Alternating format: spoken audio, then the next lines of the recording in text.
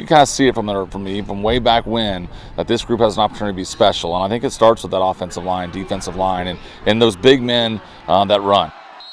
We were going to need those touchdowns later in the game, and that, I get to go out there and show off my speed a little bit on the highlight tape and go block for Ty Kill. I tell the guys all the time, I like watching big men run. It's a thing of beauty on the football field, and certainly when they get out there, like you said, they have the edge, and just enough of it, that they don't cross that line. But certainly proud of those guys, and obviously they really separate us.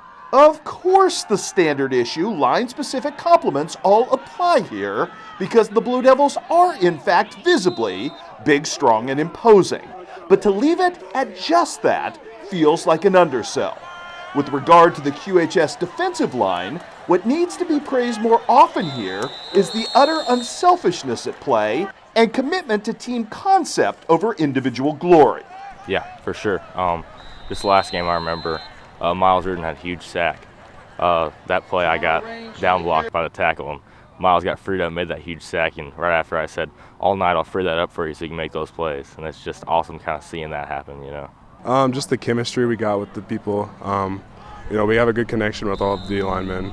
We know what we're doing. We pay attention in practice.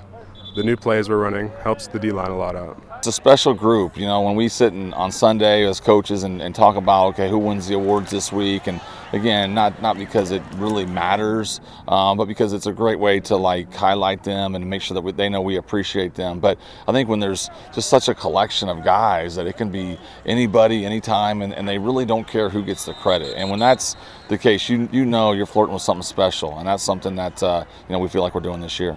In the offensive trenches, the versatility with which the guys up front switch from pass protection to road grading is rare and impressive. Sweat, tears, and blood that we put in the weight room, and that we just come out here, work every day, and that, mentally we communicate up front, knowing who has who's blocking who, and if the blacker's coming, we communicate that up front. As is the connective chemistry. You know this because you were a younger guy playing on different lines. The chemistry level is just different with this O-line, is it not? It is. My freshman year and sophomore year, the chemistry level was not there, and it definitely did show. But the chemistry level this year and last year have just grown tremendously.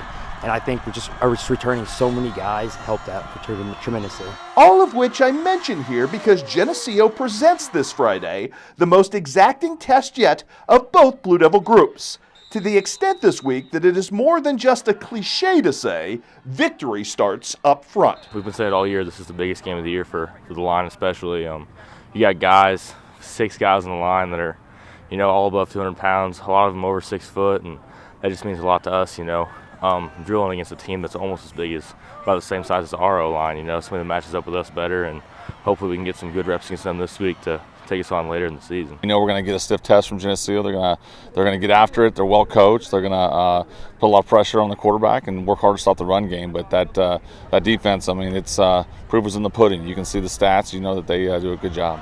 I feel we get our backs put in a corner, and we're just we know we have the confidence that we've been there before to get out of that spot, and that we can just fight, claw, and scratch to get out of there. I can't complain about how we're performing.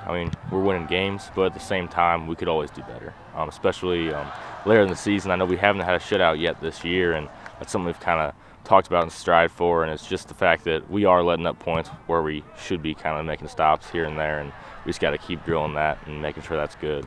But I'd say I'm pretty proud of where we're at. As long as we're winning, we're doing good. Throughout the weeks, we haven't really been faced with much, but we get to continue to show what we've been doing up in practice every day, and then we just get to, show everyone that we are who we say we are.